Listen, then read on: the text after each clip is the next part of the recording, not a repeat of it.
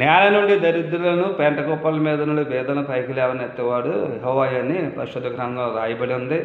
ఈ మాట అక్షరాలు యేసయ్య గారి జీవితంలో నెరవేరింది. ఆయన మరి నిండు యవ్వన కాలంలో మరి రక్తం కక్కుతూ ఆ నెల్లూరు ఆ సిటీలో రైలు పట్టాల మీద మెంటల్గా తిరుగుతున్న సమయంలో మరి దేవుడు దర్శించి మరి ఆయన్ని స్వస్థపరిచి రక్షించి మరి తన ఆత్మను అభిషేకం ఇచ్చి ప్రపంచవ్యాప్తంగా ఆయన రాజ్యవ్యాప్తి కోసం అంటే బలంగా మరి దేవుడు వాడుకున్నాడు.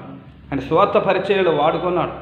అంటే అనేక లక్షలాది ఆత్మలు రక్షించడానికి ఆయన ఒక బలమైన పాత్రగా వాడుకున్నాడు. అంతేకాకుండా మరి వందలాది సంఘాలు కట్టడానికి, అలాగే మరి వందలాది సేవకులను మరి తయారు చేయడానికి దేవుడు ఒక పాత్రగా వాడుకున్నాడండి. ఉషనమిషి ద్వారా అనేక సంఘ పరిచర్యలు, పాటల పరిచర్యలు, స్వార్థ సభలో మరి జరిగే విధానం జరగడానికి ఆయన మరి ఆయన ఆత్మనిచ్చి బలపరిచి వాడుకున్నాడు. అలాగే మరి యేసయ్య గారు కూడా ఆ పిలుపుకి దర్శనానికి లోబడి తన జీవితాన్ని సమర్పించి తన జీవితకాలం అంతా కూడా తన పరిశుద్ధతను కాపాడుకుంటూ అంటే ఉపవాస ప్రార్థన చేస్తూ గుహలోకి వెళ్ళి తన సాక్ష్యాన్ని కాపాడుకుంటూ ఆయన చిత్తానికి లోబడి మరి ఎంత సమర్పణ కలిగి ఆయన కూడా దేవునికి అనుకూలంగా జీవించాడు. కాబట్టి మరి ఆయన ఎంతో ఆయన పాత్రగా వాడుకుని ఆయన సాక్ష్యం ఆయన పాటలో ఆయన వాక్యాల ద్వారా ఎంతో మనం బలపరచబడ్డాం. ప్రపంచవ్యాప్తంగా ఆయన ద్వారా ఆయన సాక్ష్యం ద్వారా పాటల ద్వారా అనేక మంది లక్షలాది మంది సేవకులు విశ్వాసులు బలపరచబడ్డారు, ఉజ్జీవించబడ్డారు.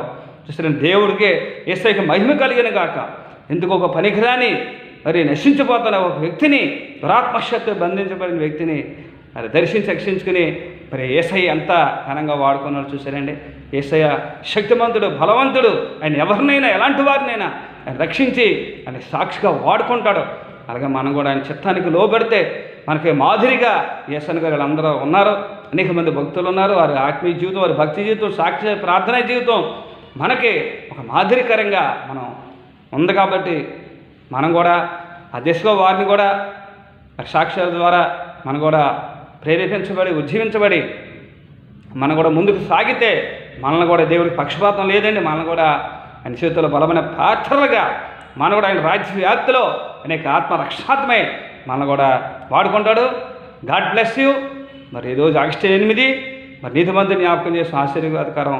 అందుకనే మరి యేసయ్య గారు ఉద్దేశించి నాకు తెలిసిన మాటలో చెప్పాను. God bless you. Thank you. మనందరం కూడా దేవుని చేతుల్లో బలమైన పాత్రగా వాడబడతాం.